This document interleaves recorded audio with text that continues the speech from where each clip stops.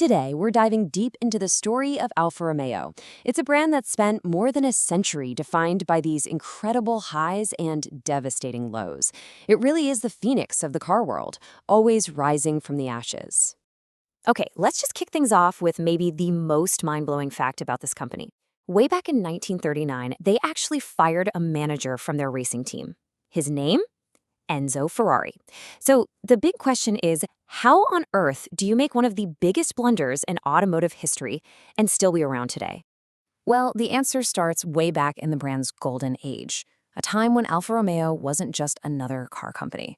No, they were the undisputed kings of the racetrack. Now, what's so fascinating here is the timeline. You see, Enzo Ferrari joined as a driver, but pretty quickly it's clear his real genius is in managing the team.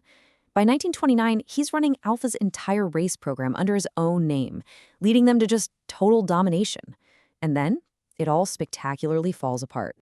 That's right. For almost a decade, the famous prancing horse of Scuderia Ferrari was basically working for the serpent of Alfa Romeo.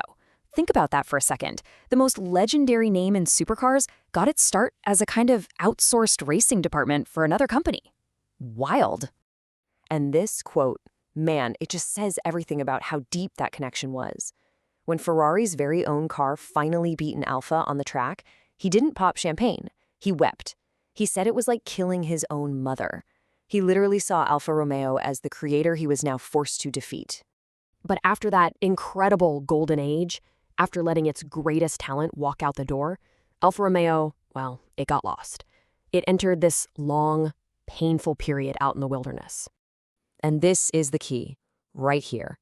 After financial crisis, the Italian government took over. Now, on one hand, this saved the company from going bankrupt, but it also meant that for more than 50 years, political goals often mattered more than good business sense. And nothing captures that problem better than this car, the Alfa Sud. On paper, it was an absolute work of genius. Nimble, fun, way ahead of its time. But it was built in a factory that was really a political project, and the quality control was just awful. The cars rusted so badly they became a running joke, and it hurt the brand's reputation for a generation. And it all came to a head in 1995. Alfa Romeo just gave up on America. For 20 years, while BMW, Mercedes, and Audi were building their empires in the world's most profitable market, Alfa was nowhere to be seen. They just vanished. But you know, that rock bottom moment set the stage for one of the most incredible comebacks the industry has ever seen. It was fueled by a huge, risky bet on getting back to what made them great in the first place: performance. So under new ownership, the company poured over €500 million, that's a staggering amount of money, into developing one single cutting-edge car platform. It was this massive, all-or-nothing gamble to prove they could once again build cars that could take on the Germans and win. And you know what? The gamble worked. The very first car off that new platform, the Giulia Quadrifoglio, went to the Nürburgring, the ultimate test track, and it set a new world record. It was faster than an M3, faster than an AMG. This wasn't just marketing hype. It was a cold, hard fact from a stopwatch.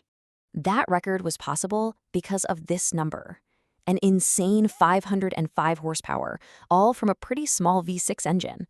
But the truly amazing part of the story is where that engine came from. And here's where the story comes full circle. It's just perfect.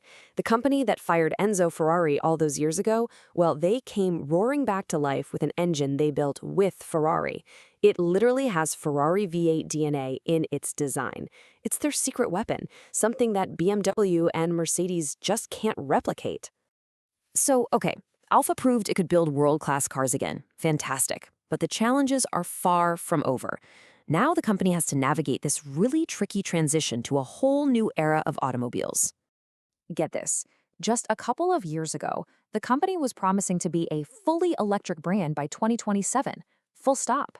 But then, as they saw demand for EVs start to slow down, they made a huge pivot. They hit the brakes and decided to offer everything: gas, hybrid, and electric, just like their German rivals. And this chart right here shows you exactly why they did it.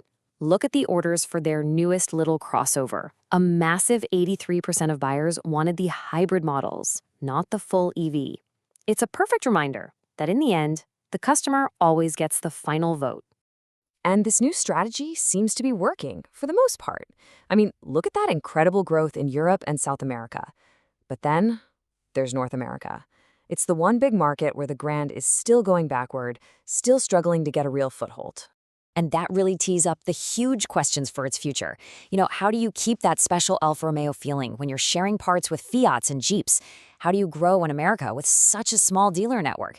And the really big one, how do you go electric without losing that fire, that passion, that soul that makes an Alfa an Alfa? So ultimately, it all boils down to this one simple question. In a world where cars are sharing more parts than ever and many are powered by the same electric motors, what is a brand's story, its heritage? What is it really worth? For Alfa Romeo, the answer to that question will decide if they'll be around for another 100 years.